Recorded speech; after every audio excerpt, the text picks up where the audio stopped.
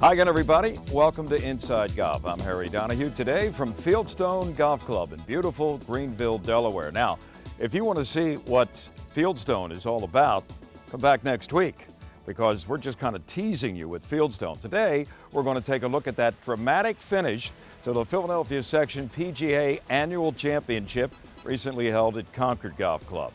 And we'll go to near Reading, to Ledge Rock, to see how the finals wrapped up in the Junior League competition of the Philadelphia section of the PGA. And we'll also have a discussion on ratings and slope and how do they get there. It's all coming up next, right here on Inside Golf. Inside Golf, presented by PGN Plus. Play your golf bucket list. By Jersey Man Magazine, it's a Jersey way of life, and Philly Man Magazine, bringing it to Broad Street. And by the Philadelphia Section PGA, experts in the game and business of golf. Got a young golfer in the family? Whether their dream is to grab a national ranking or just have more fun on the golf course, sign them up for the Philly PGA Junior Tour this summer. It's competitive play on premier courses for boys and girls 18 and younger throughout Pennsylvania, New Jersey, and Delaware. Perfect for gearing up for the next high school or collegiate golf season. Available to both new and competitive golfers. Registration now open year-round. Help your young golfers find or improve their game. Sign them up today at phillyjuniortour.com. The focus, the feel, the friends. Golf isn't just a game, it's an experience, and PGN Plus invites you to experience golf like never before. PGN Plus provides golfers with access to the area's exclusive private courses, and for existing country club members, PGN Plus enhances your membership with intra-club reciprocal play. Select your course, book your tee time, and play the best private clubs the area has to offer. Create your free account today. Visit pgnplus.com, your invitation to private golf.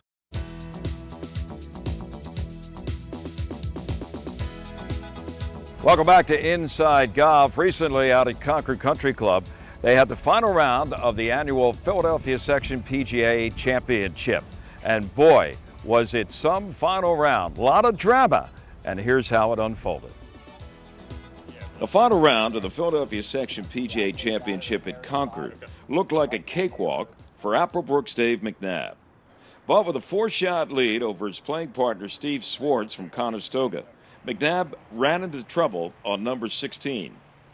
An errant tee shot led to a double bogey 6. On 17, he had to settle for par as Swartz birdied the drivable par 4. On the par 5 18th and clinging to a 1-shot lead, McNabb found the bunker with his second shot. Swartz stiffed his second, and he eagled the hole. And suddenly, McNabb needed to make a testy birdie putt just to force a playoff. The twosome then returned to the 18th tee for sudden death. Jeff, you're going to need to play off for Really good. Swartz drove it right into some heather. McNabb found the fairway 180 yards out. And from there, a 7-iron left him with a very makeable eagle putt. Oh, my goodness. Swartz hit his second shot over the green.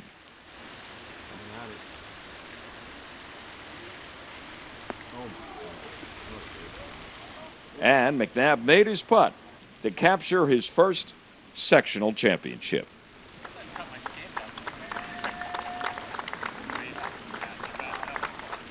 Well, it was sort of a bittersweet finish for Steve Swartz from Conestoga. Steve, all of a sudden you found yourself going to a playoff. What were you thinking there, coming first of all to the 18th hole of regulation? Well, first of all, down the stretch, Dave was well ahead, and he kind of had a little hiccup on 16, and I found myself, oh, wow, I'm only down a couple, and then wound up finishing strong, and was a little surprised I made it back to get into a playoff, but, Getting into the playoff, you've eagled the 18th hole. What were you hitting from that second shot from how far? I had 180 yards in and hit an 8-iron. Couldn't have hit it any better, could you? No. As soon as it left the club, I'm like, that's got to be it. And, it turned out nice. And then in the playoff, you kind of strayed right. Were you in the heather a little bit for your second shot? Yes, I was in the heather and caught a little bit of a jumper coming out of there over the back. It hit right below the pin. Yeah, and then after Dave hit it in there close, it was kind of like, a little anticlimactic. I wanted to try to chip it in, but just came up short. Well, look at it this way. You're going to the Pro National Championship next year in upstate New York. Is this going to be your first appearance in that? This will be my first appearance in that. I've played in the National Assistants, but never in the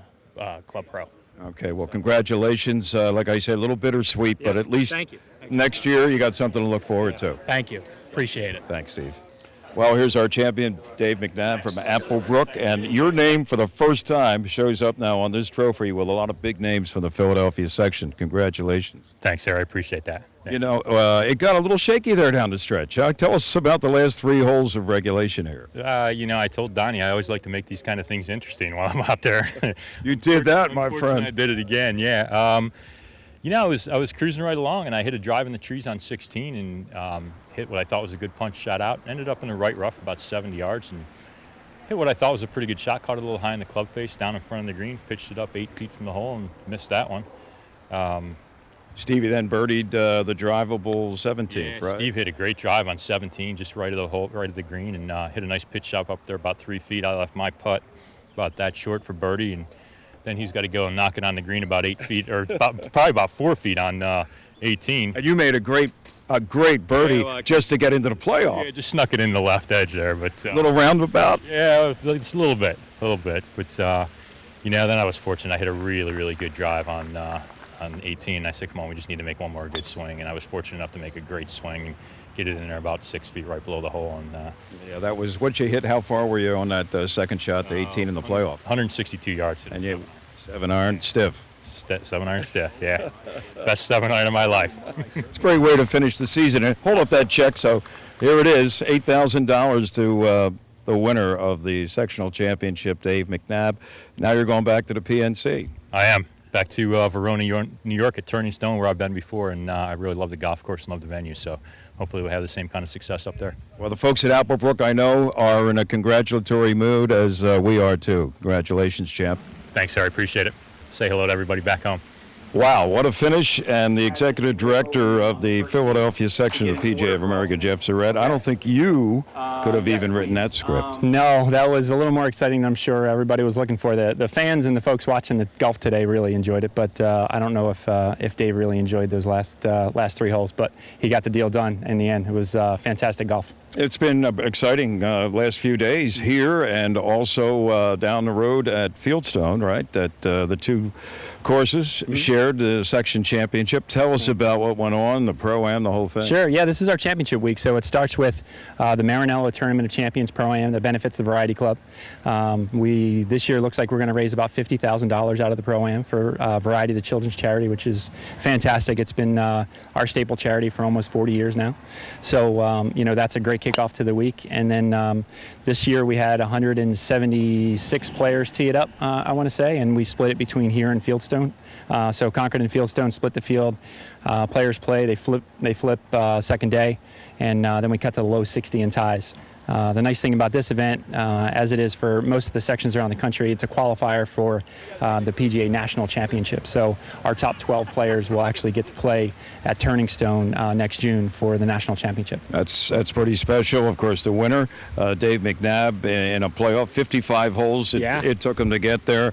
And Steve Schwartz did a great job coming down the stretch, making birdie on 17 and an eagle on 18 to force the extra hole. Yeah, Stevie's a stick. He's a perennial great player. He does a lot of his playing in the chapter, the western part of our section. I want to say he's 7 or 8-time player of the year in the chapter. So it's not a surprise to see Steve play well. He's a great representative for the chapter and for the section, but fantastic player. Obviously made all the shots he needed to make to force the playoffs. So hats off to him and the rest of the players that played this week. It was a great week. It was one of the lowest cuts we had. It was +6, 148 to get to the last day. So there was a lot of great golf that was played over the last 3 days. And looking at that group that will be going on to the PNC next year, I see John Pillar, who is one of your board members. Yeah. He's going to go back. He was at Philly Cricket Club this year. year. Stu Ingram, I think, has gone back for like number 35, maybe tops in the country. Yep. And our good friend George Forster from Radnor also will be making a return appearance. Oh my gosh, yes. We have a great staple in Philadelphia of really good players, and you'll see our top players kind of float in and out during our championship. But it was great this year. We had some new names jump up in there this year, and so these folks will go on to be one of 312 professionals at the PNC at the national championship, and we're looking forward to. I'm sure they're looking forward to a great week at Turning Stone next June. Well, thanks for giving Inside Golf viewers a great finish. Thanks. And a great week here. Thanks again for the sectional championship. Thanks again Jeff. for all the support. It's been fantastic. Oh, our pleasure. All right, that's Jeff Surratt, and we'll be back more on Inside Golf in just a moment. Golf course superintendents are the unsung heroes of our great game. Thanks to the game's efforts, we now have turf that needs less water and is more sustainable and offers natural wildlife habitats on our courses. If you love golf like I do, like what I do, Thank a golf course superintendent. Thank a golf course superintendent. Do thank your golf course superintendent. thank a golf course superintendent. A message from the Golf Course Superintendents Association of America.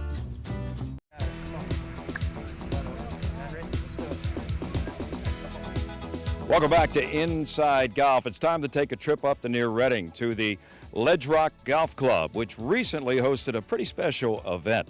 It was for the Philadelphia Section Junior League Championship. It was the sub-regional. Leo Mackey of the Philadelphia section of the PGA was there, took in the action, and spoke to one of the great ambassadors of Junior League golf.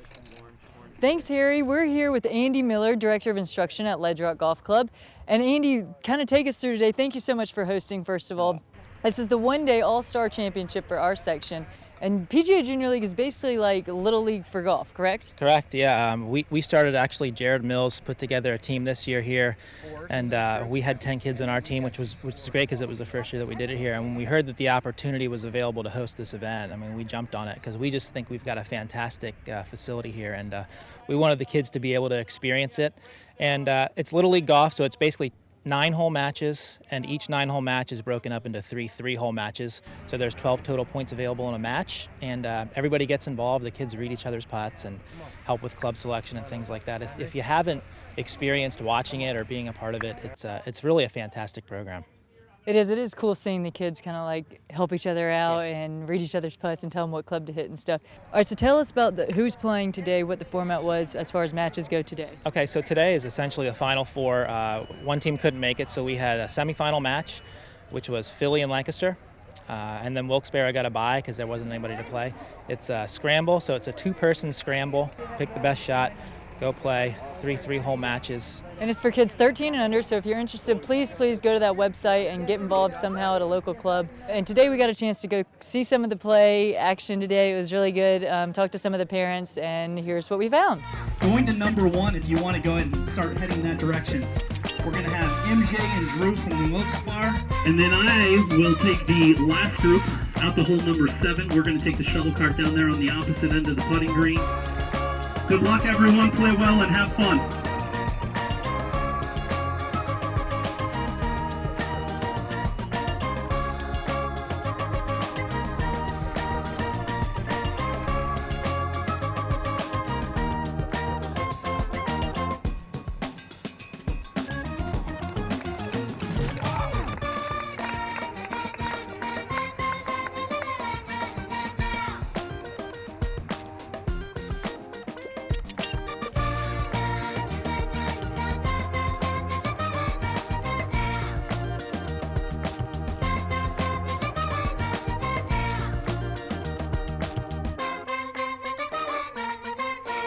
Michael started playing golf when he was 3 years old. He definitely has a passion for the game. I will say that. He's on the course from 9 in the morning till 9 at night. He loves the game, and I get to go out with him a lot, so it's made my life really happy too. So. How is the team format? Has it kind of gotten more excited? Is it more fun playing with a partner? Oh, very much, yeah. Because usually, you're by yourself, so since he's been on the team the last 2 years, it's been fantastic for him. I'm here with Amy Mikowski, Michael's partner with the Wilkes-Barre team. Amy, what was your experience like out there today? It was a really great experience. I had a lot of fun out there with Michael. And getting into PGA Junior League, it's great because you have a partner. What's been kind of the benefits of having a partner and playing in a team format? The benefits of having a partner are, like, if you have a bad shot, you always have, like, another person, and if their shot's better, you can always, like, take theirs. It's great to see another girl out here. Usually I'm the only girl on the golf course with stuff like this. But what would you say to other girls that are looking to get in the game? Work your hardest. It's a really great game, and you'll really enjoy it.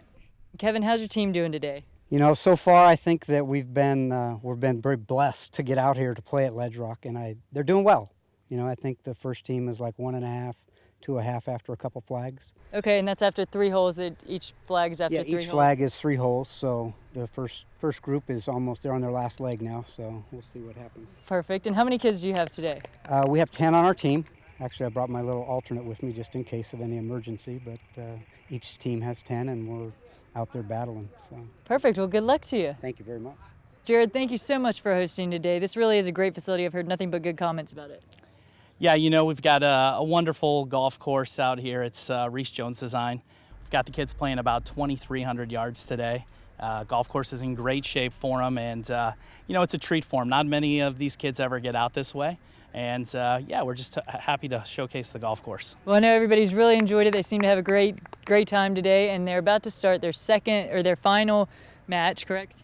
That is correct. The first match was a 6-6 tie, so we had to go to the tiebreaker of holes 1, and the Philadelphia team was able to advance over the Lancaster team. We're here with Ryan, Eric, Matt, and Logan, who just got done with their first 9-hole match. Tell me, guys, you guys won. What was the score? Tell me everything. We won 2.5 flags to a half flag. And how was your experience? It was good. It was a tough course. My assistant pro on my course said it was really hard. It is a tough course, but how is this whole experience, getting to the All-Stars, everything that your season, how's it been so far? Well, it's really fun because you get to go out and play a lot of golf, which most people here really enjoy. And what did you guys think of the course today? A little tough for you? Yeah, we just didn't play our best. It's a nice course, but we just couldn't get it done? Yeah, it's a nice hole. It's challenging, and putting was off today. What was your best shot that you hit? Oh, gosh. There's really, I say hole number 3 to drive. Yeah. Hole number 3 is drive? Yeah, hole number 3. So, and what was your favorite shot that you hit? Probably my drive on 6 where I left it just on the fringe of the green. Well, good. We'll hope you have some more good shots in your final match, and good luck to you. Thanks, guys. Yep. We're here with Cole and Hunter, who just won their semifinal match. Guys, what was the score? How was it? Tell me about your experience. Well, it was 2.5 flags to a half flag. And yeah, I thought it was really good. It was a really nice golf course here at Ledge Rock. How hard was it compared to your home course? I think it was much harder. There's a lot of up and down. We definitely had to factor that into a lot of the shots. How has your experience over the whole season been with PGA Junior League? Oh, it's been great. Been playing good. Better than I actually hoped.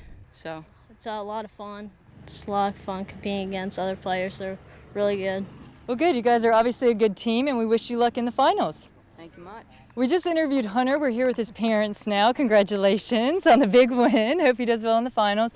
But take us through a little bit Hunter's golf experience. You know, how long has he been playing and his experience with PGA Junior League so far? Well, Hunter's been playing since he was, 5. Hunter's been playing since he could walk. He's fortunate to live right on a golf course, grew up there, so he just really took an interest, and he does it himself. He works real hard at it. He does. He is the one who gets going. He goes out, he plays, he practices on the putting green for hours. We saw that today. A couple of the putts saved their round or their hole for that match. How is the team aspect different? This is kind of the first program that's really put the team aspect into golf. How is that? How do you feel like that has changed his experience or made him more interested or anything like that? I don't know that it's made him more interested. It's just a different format that he's playing. He's used to playing individual. It's a little different. I think he enjoys it, plays well. It seems like him and Cole ham and egg it real well sometimes, and they pick each other up. And so it's fun to watch that kind of format. If you're interested in getting involved, you can go to the Philadelphia section website or pgajlg.com. Stay with us, more to come on Inside Golf. Next, our Tee Off panel. Golfer may score at the golf course and rating. At Valley Forge Casino Resort, we're rolling out the action and bringing it all to the table. So go all in at Philly's premier entertainment destination. Now on sale. Peter Cetera, October 11th. Artie Lang, November 28th. Kenny Rogers, December 18th. Valley Forge Casino Resort, the only Philly area casino that has it all.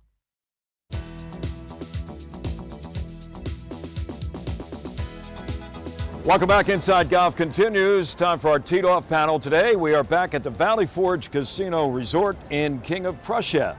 And the panel consists of Bob Shepard, longtime Philadelphia area professional. He's an historian, he's a writer, so when he plays a good round of golf, and I'm sure he still has a couple good shots left in him, Shep can write about it. Jeff Surratt, for years, has been executive director of the Philadelphia section of the PGA of America. And joining us for the first time from GAP, which is the Golf Association of Philadelphia, we have John Manos. John is here because he is the director of rating. And if you're a golfer, you know exactly what I'm talking about when it comes to rating and slope and all that stuff in between. John, let's start right with you. You've had this job now for 2 years. Mm-hmm. Tell us, first of all, about how many courses are rated every year. We rate about 30 golf courses a year. 30 courses in members of the Golf Association of Philadelphia. And the job is done by whom? We have volunteer raters. There are 5 rating teams, and they consist of 9 volunteers. Okay, so you have roughly 45 guys. 45 guys, yep. And is it your job to assign who goes where? Yeah, so the teams do a draft in the beginning of the year, and they'll pick which courses they do and just work their way down. So they stay together as a team throughout the course of a calendar year. Okay. How does a course get to be rated? Do they ask for a rating, say, if they do some changes or? They could. Whatever? So there's 3 ways. We rate them every 7 years, or when major changes are done, or if the membership wants to be rated, if they feel it's incorrectly rated. Okay. Now, Bob, I'm going to go to you here. You've been around forever, but rating of courses hasn't been. Do you know how long they've been rating courses? I don't. No, I don't know the exact number, but I would say it's back into early 80s. You are pretty close, right on the mark, right? Well, what is it, John? About right? Look at you. 1983, the common system. There you go. That's mid-80s, isn't it? Or early 80s. We have to get to the casino to go bing, bing, bing. Shep just hit the jackpot. There you go. Another tin full of quarters. And now the next question is for you, Jeff.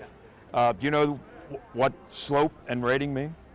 I'm going to get a rough definition, and I'm hoping it's correct, but I believe slope is what the non-scratch golfer may score at the golf course, and rating is what a scratch golfer would score at a golf course. I don't know how close that is, John. It's pretty close. Rough. So a course rating is what a scratch golfer would shoot, right. And the slope rating is a mathematical representation of what a non-scratch golfer could shoot. And okay, now the key is what makes a course like Pine Valley is rated 155. Maybe it could be rated 195 because 155 is the max, right? Yeah, for the slope rating. For the slope rating. Okay, so that's technically one of the most difficult courses in the country. Yes. And there's 8 that are rated 155? There's 8 that have a 155 slope. Okay, none others in the immediate Philadelphia area? Not right now. Okay. What makes it 155? Distance. If it's long, it's going to be tough. But there are other criteria? There's a lot of other things. Rough and recovery, green contour, bunkers, out of bounds. You name it, it's out there. Okay, how long has Pine Valley been at the top? 155? It's been 155 since they've done it. Forever, since Mr. Crump went over there and decided to cut out the sand barrens. Jeff, is it your experience that maybe some clubs like to have a higher rating simply to brag about it for no other explanation? I'm sure in the arena that there's egos that love that kind of thing, and I would maybe throw this to John, but I would say over the last 4 or 5 years with golf courses trying to become more accessible and more player friendly, that maybe they're starting to rate some more forward tees so folks can actually go out, set a handicap from a tee that maybe wasn't rated before, or building new tees that make the golf course a little bit more playable for the average golfer. Yeah, so we're definitely seeing that. Tee It Forward, the whole initiative is definitely in play, and we're rating every tee set for every golfer now. Yeah. And a rating team will traditionally, or by what they have to do, play 18 holes of golf just one time? And then what do? Sit around as a group? We go out and rate first. We go rate the golf course, we follow the USGA system that they have in place, and then we go out and play afterwards just to make sure what we just rated is in fact true when you play around the golf. Some courses surprise you between the two steps? Sure. Really? Absolutely. Can you name any? At the risk of maybe either one way or the other? No, but I mean, we might, when we go out there and rate, think we need to lay up on this hole, and when you play it, you find out you don't need to lay up, or the opposite might be true also. Okay. So if a course is, say, well bunkered around the green, that's going to get a higher rating, as opposed to where you can run it up? Yes, but not a significantly higher rating. No? What would be the one thing? Distance. Distance is. Distance is king. So now you want it all to be 8,000 yards in order to have a 155. Although Pine Valley's, I don't know, what's Pine Valley from the tips? Don't know. 73 maybe, something like that? Yeah, I mean, anything over 7,000 is going to be up there. So that has a good, that qualifies, that gets an X next to it for distance. Yes. And what's the least of your concerns? Trees. Really? I mean, I don't agree with it, but that's the system. It's in place. Trees have very little effect on the rating. Really? Even if like some trees are, coming over in front of a entrance to a I mean, they may cause an obstruction, and they're going to get an extra point for that, but they still don't have much of a factor in the rating. What are you going to do? Shep, any final questions for John? No, I think it's really amazing, like I said, how it's equating for the team matches, for the ladies, everything. It's really been a big plus, and only in the last 20 years. So you wonder what had happened before then. So you guys are you're riding the crest of a wave. I think you're on the right path anyhow. Yeah. I have a question. What's the range of handicaps among the raters? I mean, we have scratch golfers. We have 25 handicap golfers. Really? It's all over the place. Which makes sense. Absolutely. Yeah. Because we're evaluating it for both a scratch and a bogey golfer, so we need people that can relate to that. Bogey and beyond. Yeah. Thank you, sir. Thank you. John, a pleasure. Thanks to Bob. Thank you. And to Jeff. And Inside Golf continues with more in just a moment. The Valley Forge Casino Resort is the region's only full amenity gaming resort, and it's only seconds from the Pennsylvania Turnpike at King of Prussia. It features 600 slots, 50 table games, and there are nearly 500 guest rooms, plus 8 restaurants designed to meet all of your dining needs. So put the beautiful Valley Forge Casino Resort on your destination list. Along with being stewards of the game of golf, your local PGA professional wears many hats. We are teachers. We are players. We are managers. We are merchandisers. And community leaders. But we all wear one badge. PGA professionals are well-trained experts who work hard to share the joy of golf with our neighbors for over 90 years. To find your local PGA professional, visit phillypga.com. Brought to you by the Philadelphia section of the PGA. We are the experts in the game and business of golf.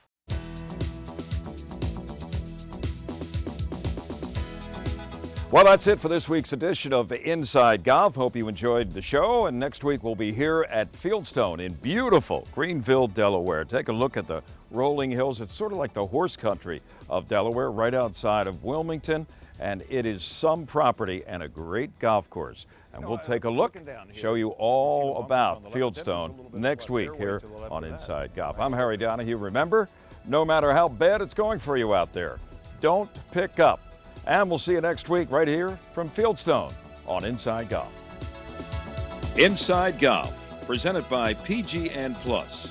Play your golf bucket list. By Jersey Man Magazine, it's a Jersey way of life, and Philly Man Magazine, bringing it to Broad Street. And by the Philadelphia Section PGA, experts in the game and business of golf.